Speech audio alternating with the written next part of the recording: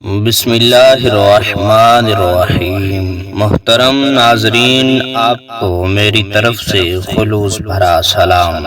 آج آپ کے سامنے ایک ایمان افروز واقعہ بیان کرنے جا رہا ہوں۔ بنی اسرائیل کی وہ قوم جو بندر بن گئی۔ یہ واقعہ حضرت داؤد علیہ السلام کے عہد میں پیش آیا، جب ایک قبیلے نے قوم بنی اسرائیل سے علیحدہ ہو کر دریا کے کنارے اپنے رہنے کے لیے مکان بنا لیے اور وہیں آباد ہو گئے۔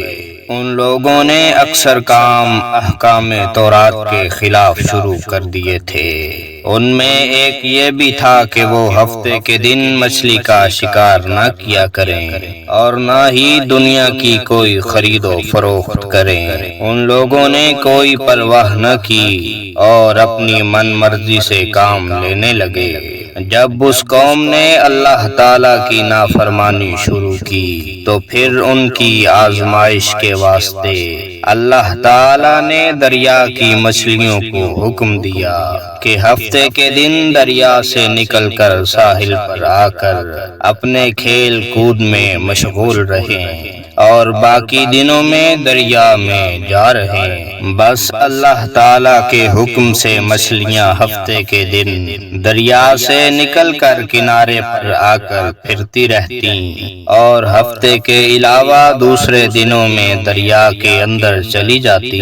آخر یہودیوں نے ان کو دیکھ کر لالچ سے ایک چال چلی کہ انہوں نے دریا کے کنارے پر نہر کھود کر وہاں اپنے جال ڈال دیے، کیونکہ ہفتے کے دن مچھلی دریا سے آ کر کھیل کود کے بعد دوبارہ دریا میں واپس چلی جاتی تھی۔ آخر وہ سب ہفتے کے دن نہر میں جال ڈال کر رکھتے اور صبح اٹھ کر اتوار والے دن مچھلی کو اپنی ضرورت اور آرزو کے مطابق پکڑ کر کھا لیتے۔ اپنی بڑی دانش مندی سے کام لے کر اللہ تعالیٰ کو چکمہ دینا چاہ رہے تھے، لیکن اللہ تو ان کی تدبیروں سے خوب آگاہ تھا کہ وہ جیسا کر رہے تھے وہ اپنے لیے عذاب الہی کو دعوت دے رہے تھے۔ ان لوگوں میں 3 فرقے بن گئے۔ ایک تو ان میں وہ لوگ تھے جو شکار کرتے تھے، دوسرے لوگ وہ تھے جو باز آ گئے تھے اور دوسروں کو نافرمانی سے برابر منع کرتے رہے تھے، اور تیسرے وہ تھے جو منع کرنے سے تھک گئے تھے اور منع کرنا چھوڑ دیا تھا۔ تو اللہ کے عذاب کا دن آن پہنچا۔ ایک دن صبح کو اٹھے تو دوسروں کی آواز نہ سنی، تو دیوار پر چڑھ کر دیکھا کہ ہر گھر میں بندر ہی بندر نظر آ رہے ہیں، اور ان کی کیفیت یہ تھی کہ وہ آدمی کو پہچان کر اپنے قرابت والوں کے پاؤں پر اپنا سر رکھتے اور پاؤں چاٹنے لگتے۔ بالآخر وہ اپنے برے حال سے 3 دن میں سب کے سب مر گئے۔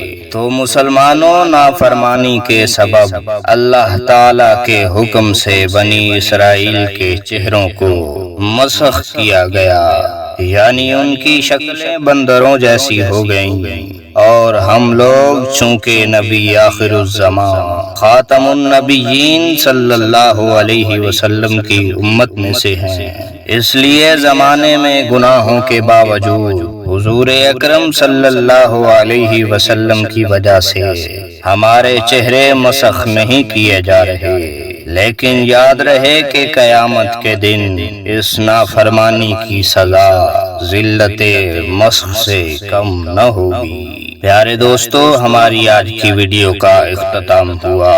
مزید ایسی ویڈیوز کے لیے ہمارے چینل کو سبسکرائب کر کے بیل آئیکن کو پریس کر لیں تاکہ ہماری ہر آنے والی ویڈیو آپ تک سب سے پہلے پہنچ جائے۔